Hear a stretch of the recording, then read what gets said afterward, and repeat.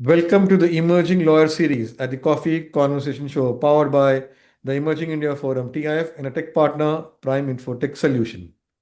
Theme is Crossing Borders, Balancing Books Inside the Man of a Tax Strategist.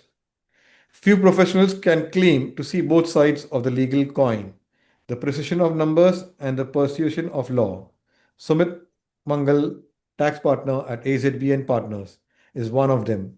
A chartered accountant and lawyer with more than 16 years of experience, he's navigated the intricate world of cross border taxation, international treaties, and transfer pricing and complex corporate structures.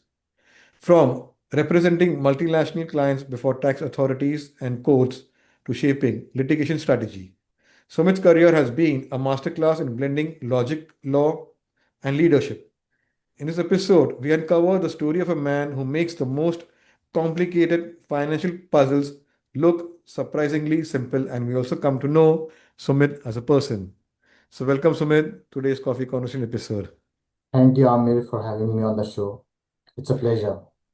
Thank you. So let me explain you. There'll be, you must be aware of two rounds, but there is a third round, the surprise rapid fire round. Here's an inspiration. You have to be witty, fun, and quick, and you will get autographed copy. Oh, So thank you. let's begin the first round. Freedom Line Amir Virani, host at Coffee Corner, legal tech evangelist at Prime Infotech Solution, author of 15 books. So my first question, Sumit. You have had a fascinating dual background, law and chartered accountancy. How did this combination shape your professional edge in tax litigation and advisory? And how has the journey been till date? And what were the key defining moments you had? So, three questions to start with. Yeah, Amir. So you're right. This dual background does help, especially when it comes to tax, and most of the time it boils down to numbers. And you're dealing with numbers, you're dealing with finance, you're dealing with costing. So it's good to have perspective from both the sides. So I did my chartered accountancy first, and that gave me decent amount of exposure in terms of how accounting works, how costing works, how finance works. The only little bit of area which was not an area of focus was maybe law. But right from early in my career, I was fortunate to work with law firms, and that kind of also developed some sort of an interest towards law. Then I eventually, took up the another degree of law. So I think it helps a lot in terms of having both the qualifications to understand the business, finance, numbers, accounting, and to be able to interpret law, know the background of law. To for any kind of advisory, for any kind of litigation that you do, I think it's a very good edge, and you can see a lot of successful tax lawyers in the country and overseas have this dual background. And the best example, on this is Mr. Harish Salve, who's had that dual background, and I happen to brief him on a lot of matters in India and in his chambers in the London. So yeah, it does help. Wow. So, let's build the conversation. You have worked across industries, Sumit, from telecom to renewables and others. How different are their tax narratives, and what's your process to adapt for each industry? So I think every industry comes with its own set of challenges, its own set of requirements, regulation. Before you even understand the query of client from the tax perspective, you need to understand how that industry operates, what are the dynamics of that industry. And let me give you a few examples. One industry that I've closely worked is pharma industry. And pharma, we know that there are a lot of regulation. There used to be a lot of freebies to the doctor, and then eventually guidelines came that these are the things you can do, these are the things you can't do. So before advising on the tax deductibility of an expense, you need to first understand whether that expense is allowable under law for the pharma industry. So we ended up reading almost the entire regulations that govern pharma practices, best practices, and then eventually try to solve the problem from a tax perspective. So another example is the liquor industry, which is highly regulated sector, and I work closely with a couple of clients from that industry, including some of the luxury sparkling wine clients. So there again, the challenge is, as you would know, there is this concept called surrogate advertisement, where you are not allowed to advertise directly, but some people end up doing the surrogate advertisement. And I happen to argue a case before the courts where we were saying, no, no, we don't do anything of that sort.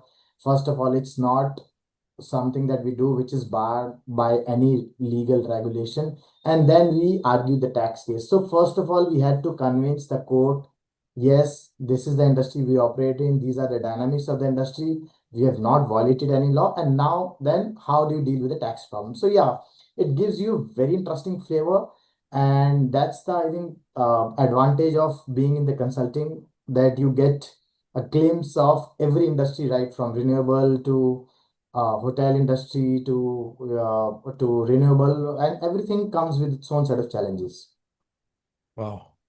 So, thank you for leading me to next question. Litigation is often about narrative and persuasion, Sumit. How do you craft your arguments to make complex numbers speak in a courtroom? See, I think the first thing I always think that how can I oversimplify the problem? Because you have to oversimplify the problem and you have to explain it to a court in the very, very common language. A common man would understand, because the moment you make it more complicated, it's going to do harm to your case. It's not going to benefit your case. So you have to do two things. First, to oversimplify the problem, tell the court what the problem is. Then also not bury the things which may not be entirely in your favor. Deal them heads on. Tell them that these are the problems which anybody could perceive in the case, and then they give them the reasons why these are not really the problem. And see, I was talking to one Canadian lawyer, who practiced litigation for about 3 decades, and India has a very different concept. So there is no time limit if you are arguing a case. Unlike couple of developed jurisdiction, where you do have a allocated time slot. So he was telling me that the way he used to argue before the Supreme Court is to split the time. First 15 minutes, you should tell the judge what are the bad things about your case. Next 30 minutes, you should spend telling them why you are wrong or why everybody is wrong, that these are the bad things, and then give them the supporting of law in last 15 minutes too, so that which will help them write the judgment. So this is actually, I think, a good strategy. And so I also try to follow something similar. Tell them, oversimplify what the problem is, and give them why these are not the problems. And then, of course, because see, first of all, you have to convince. If you're convinced, you only need to give them supporting to write the judgment. Because unless the judge is convinced, you can't, on facts, on logic, on business, believe me, it's very difficult to get a judgment in your favor. So you have to convince with logic, with example, yes, we're doing the right thing, and then support and give them the supporting of law. Beautiful. So, Sumit, when you advise multinational clients, how do you balance Indian tax frameworks with international treaty interpretations? So it's interesting. So you do have domestic law, you also have treaties which India has signed with a lot of countries and which they have to honor their commitment. So if you're advising a client, first of all, of course, you have to consider the domestic law. Then you go to the treaty framework and then you analyze and interpret treaty and see, by the way, under Indian law, there is this principle that if domestic law or international law, whichever is more favorable, should be applied. So first of all, we have to interpret both the laws, see which one is more favorable, and then apply the most favorable. And when you go to the treaty, you have to also see that treaty, you're going to treaty not for the sake of going to the treaty, but you have substance in that country.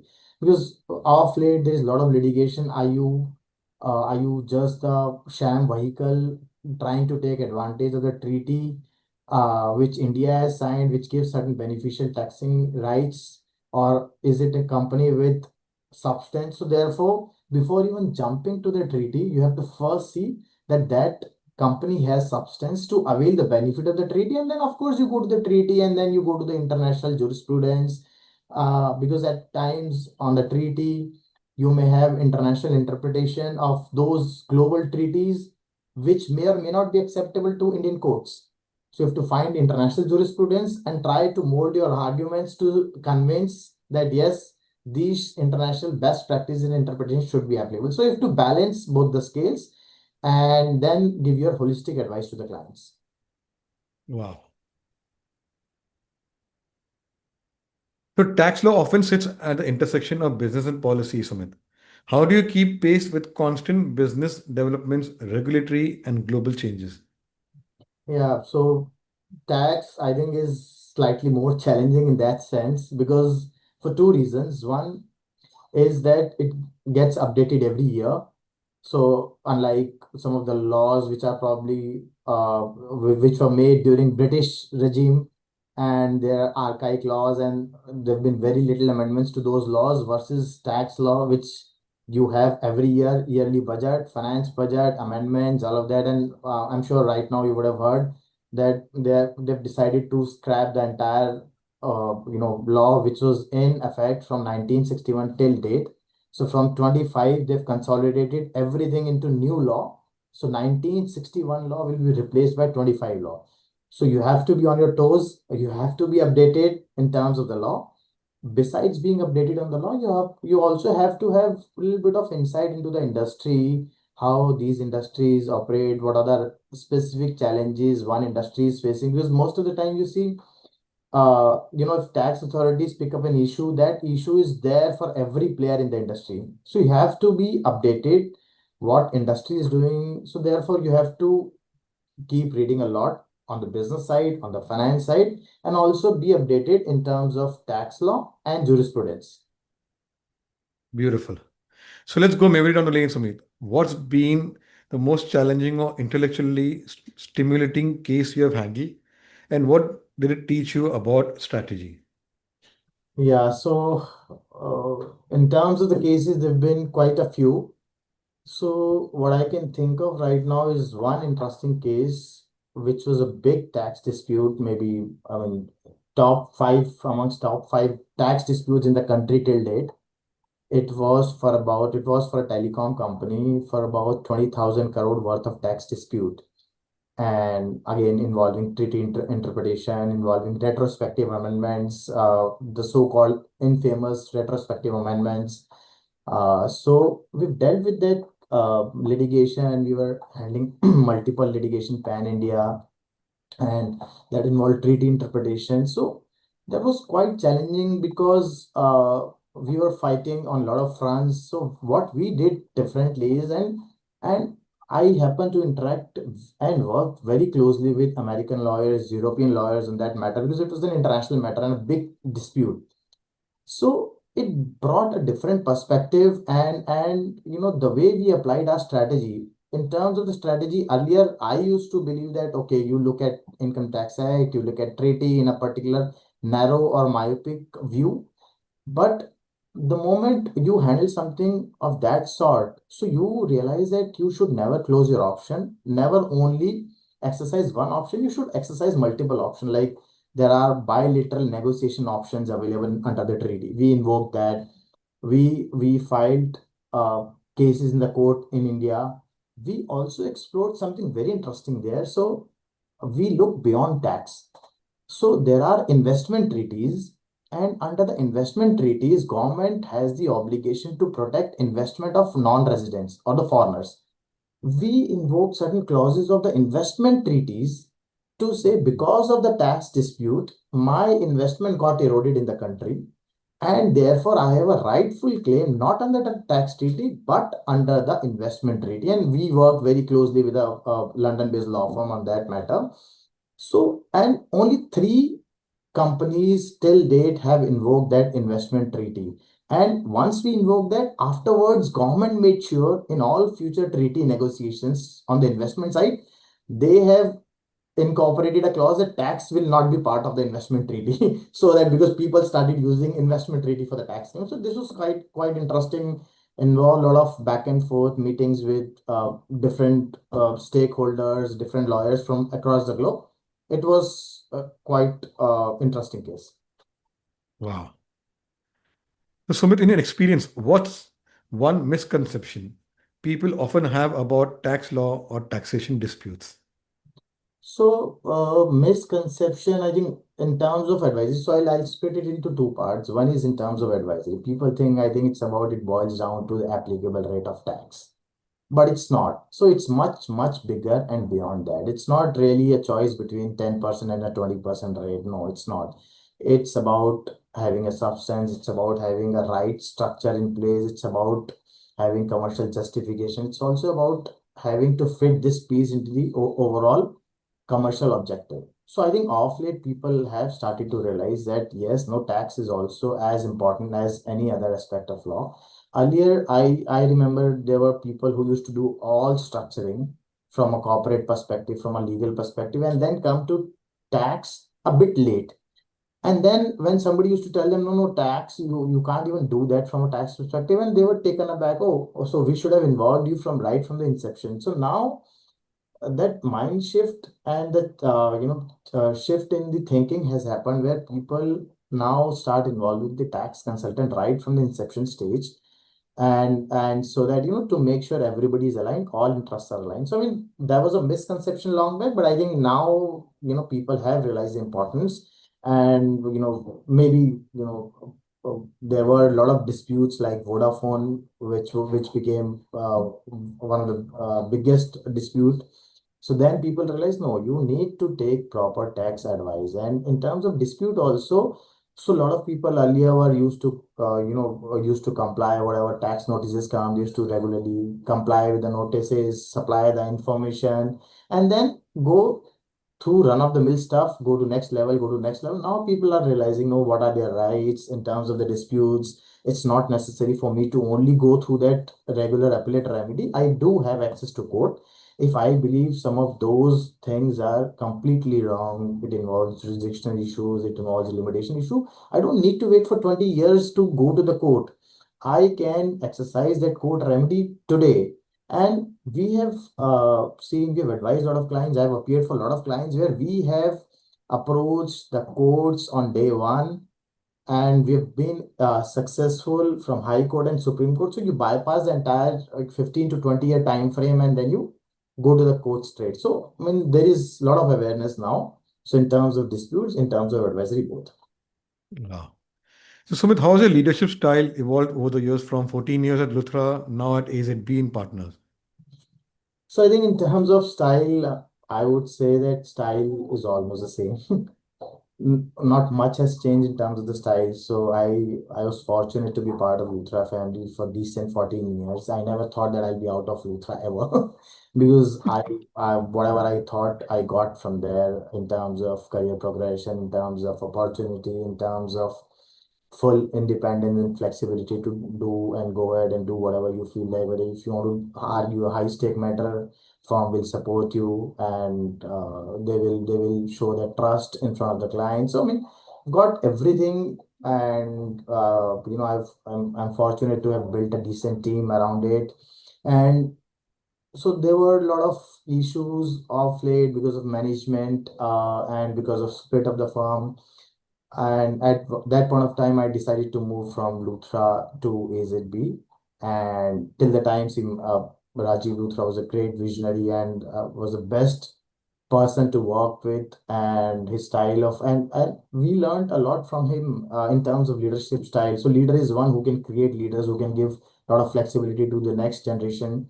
So there was a lot to imbibe, and from the head of practice that I worked very closely with. So I also learned that leadership skills from him, that let go, and ask the next generation to take it up as much as they're willing to. So yeah, it was interesting. It was good. So then when I decided to make a move, I was quite fortunate that the entire team followed with me to AZB. Then almost all the clients followed me. So that shows that at least you're doing something right. If people follow you, whether it's clients, whether it's team. So I think it means at least you're doing something right. So yeah, so it's been now almost 2 years at AZB. Of course, the new organization, it's a first job change for me, frankly. I started my career at Luthra. I've spent almost 15 years, decade and a half. So it's a first job change and second job for me. So, but yeah, it's interesting. This place is also quite exciting. A lot of intellectual minds around, decent professionalism. So there's always a lot to learn, and at times you get into a little bit of comfort zone when you spend too much time at one place. So it was maybe, I think, time for to also get out of your comfort zone a bit. So I mean, but it's good. Wow. So, my last question for your professional journey round. Many young lawyers shy away from taxation, seeing it as too technical. What's your take on that, and what would you say to change their mind? So I won't disagree that it's technical. Yeah, at times it feels too technical. At times it feels a little dry from the outside. And again, maybe that perception has changed a bit. Earlier, when we used to hire people, we used to struggle because not too many people were interested in taking very, very thick and dense and technical subject, and they were never sure that is it something they would want to do for the rest of their lives. And I've had certain incidents in the past where people have joined and they said, no, we realize that it's not our cup of tea. Probably we would want to do something light and not as heavy as tax. So, but now I'm seeing there is sudden surge of people now coming to tax and want to do practice tax. So intellectually it's highly satisfying because you're constantly thinking, you're constantly applying your brain. It's a multi-dimensional thing. So it's complex, technical, but the moment you start or you're willing to deep dive into it, you're willing to put in that hard work into it, you'll start enjoying it. So somebody who would want something which is intellectually satisfying and is not happy with some sort of a paper pushing thing where you do the compliance and all. Earlier, I think shift has also changed. Maybe a decade and a half or 2 decades back, compliance focus was mostly on compliance. Now it's more on the strategy. So it's strategy, it's litigation, disputes management, controversy management. So it's also become lucrative in that sense in terms of that glamour. It was missing that glamour earlier. So now maybe I think this has also become that glamorous practice as well. Beautifully put. So, now let's go to the next one and understand Sumit as a person. Tell us about your family and your formative years. So yeah, so normal, family background. So I come from a business family. So when I was young, so I never thought of, getting into something as profession, whether chartered accountancy or law. Like most of the business family would have in that, they will pass the baton and to the next generation and they will take over the business. So frankly, during the early years, I did not have that kind of vision. But when I grew up, I started maybe enjoying numbers more. I almost used to score almost 100 in numbers whenever it comes to mathematics or any number related subject. I started scoring 100 to even my own surprise. So then I was like, oh, this is something that excites me. Then I started exploring it more. Then, so yeah, so then eventually, so I was probably the black sheep of the family to not join the family business and to get into something else. And when I became the chartered accountant, the only chartered accountant in the family and the extended family, and then becoming a chartered accountant and lawyer in the family and extended family. So, when you're not dealing with numbers and tax codes, what's your go to way to unwind? So yeah, so there are couple of things. I try to remain active in terms of health. So I used to run a lot. I did couple of half marathons earlier. So my timing wasn't that great, frankly, but yeah. So and I love playing table tennis. So I've played almost regularly played for decent 10 to 11 years. I still play table tennis, but I'm not that regular now. Mhm. So whether in terms of table tennis, I can pick up the racket any day. If somebody asks me to play, I can pick up the racket any day and just join the match because I love table tennis so much. So table tennis is one.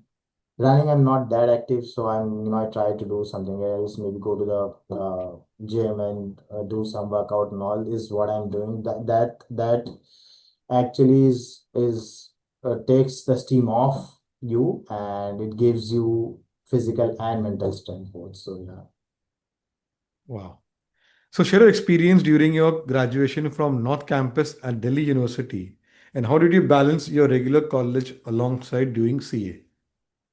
This was a bit of a hustle, but yeah, this was important. So when I enrolled in the chartered accountancy course, that course permitted you to go for the regular graduation. And back in the days, now I think Delhi University is losing its charm. But back in the days when I was there, I was in my school. Everybody used to a dream of going to the Delhi University and to the North Campus. That was kind of a dream. Nobody looked beyond that dream. That yes, I would want to enjoy the college life. So I enrolled for my CA course right after 12th, but because I wasn't sure that is graduation enough, but at the same time I wanted to explore that life also. So I did both. So I enrolled in the CA and I also applied for the colleges and I got admission in one of those colleges. So in because I enrolled in both the courses, BCom honors from the Delhi University and CA, it was bit of a hustle. You couldn't explore it to the fullest, but yes, it gives you at least the glimpse of the life, college life, and it at the same time it also teaches you how to manage and multitask in terms of having fun at the college and also then coming back and preparing simultaneously for the studies. So it was interesting, good, and later on I see people who go for the CA course and because of the compulsion and because the course was slightly structured differently later on, they had to skip the regular college and only go to and take some correspondence course from the in terms of graduation and only do CA. But see, CA is some sort of a distance learning course. So if you remain at home after school, you never went to college, so you miss that life. So it's good to give you that perspective in life. And at the same time, of course, only graduation degree is not enough. So you need to do something else apart from that. Wow. So, Sumit, if your friends had to describe you in one word, what would they say? Uh, one word I think will be difficult, but yeah, maybe So, three fun. words. Yeah, maybe fun to be with, reliable. Those are the two words I can think of. So because of course Okay. you're best when you're around the friends and you enjoy and even if you're sitting and not doing anything, you still enjoy the company. So Wow. so you enjoy a lot, you have fun and reliable. So if they ask you to be there at that point of time, I will be there. So Okay. yeah. What's a family tradition you still hold on to, no matter how busy life gets? So in terms of maybe a tradition or a ritual, I try to at least have dinner with the family for sure. I mean, I try to have at least, I try to have both the meals together, breakfast and dinner. But in the morning, at times you have to rush to court, you have calls and all, so you may skip breakfast. But dinner is something that I try to have with the family so that at least you unwind after the day, have a little bit of chat around. And even if you have to work late, have dinner, take a break, spend some time with the family, then go back to your system and then do some work. If you have to burn the midnight oil, burn the midnight oil. But at least have the break in between. I mean, that's what I do. So I don't stretch it. I take a break in terms of dinner, spend the time with family, and then go back to the work if required. Wow. So, which is a book, movie, or song which has left a lasting impact on you? A book or a movie again. I mean, frankly, I'm not a voracious reader. So It's fine. I have read couple of books on people, success stories, and so maybe I think there was one book I read about. Stay Hungry, Stay Foolish. That was good. It's a short compilation of story of successful people. And in fact, when I read that book, I knew two of them because those were our clients. So, as clients, you interact with the clients from a very different perspective. You never get a glimpse into their personal life, how their journey evolved. So you only work on the particular mandate, on the work and all. But having worked with that client, when I read the book, I knew so much about that client, which Wow. I was earlier not aware of. So how he started his journey, all of that stuff. So that book was good. There was So, one. which is the book name? Can you share the book name? So book name is Stay Hungry, Stay Foolish. Hmm. Wow. So that was good. On investing, I've read this Coffee Can Investing, which is very good. Mhm. So not too many of them, but yeah. Interesting. So, my last one is a googly one. It is now from your perspective. Describe Sumit in one line. Describe Sumit in one line. I think maybe intellectual and humble. Beautiful. So, let's put you in the hot seat, the rapid fire round, law or numbers. Law on numbers. Yeah. Law or numbers. Yeah. Means you have to select law or numbers. It's a difficult choice, but yeah, I lean slightly towards numbers. Litigation or advisory. Litigation, hands down, any given day. Excel sheet or notepad. Notepad. Early morning strategy or late night focus. Late night focus.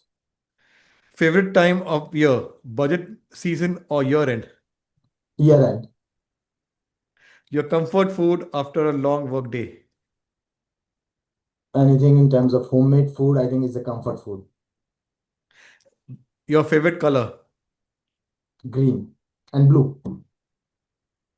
Best piece of advice received. Mm, try exploring. Tea or coffee to recharge. Sorry, Tea or coffee to recharge. coffee. At the coffee shop. Let's raise. Yeah. And your dream travel place. One more.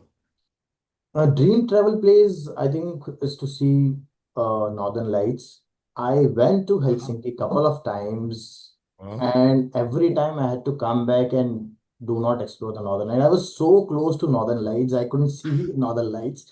I almost planned it and then canceled because I traveled to Helsinki couple of times for work, and the schedule was so Mhm. tight and packed that I couldn't extend it to other places where I because see, you have to be lucky also to see the Northern Lights, unless you're doing the right planning, right execution, and be in a place where you see Northern Lights most of the time. So I was in, Put in your bucket list. Put in your yeah, bucket list. I was in And next Helsinki. year, it will happen. Yeah, yeah, it, And you did well. And here's your book, which will be autographed and sent to you. thank you. So, numbers tell stories, and the law gives them structure. And Sumit stands at a powerful intersection. His journey from a young chartered accountant to leading tax practice at Luthra and now at AZB Partners is a reflection of discipline, curiosity, and quiet mastery. In an era where tax law continues to evolve globally, his insights remind us that precision is power and that, in the right hands, even numbers can speak the language of justice. This is what our coffee speakers bring to the table. Like that, there are 500 to 800 speakers sharing their professional, personal journey. Subscribe, implement in your life, and see the change. And we continue our conversation over a cup of coffee with another speaker. So take care. Thank you. Thank you.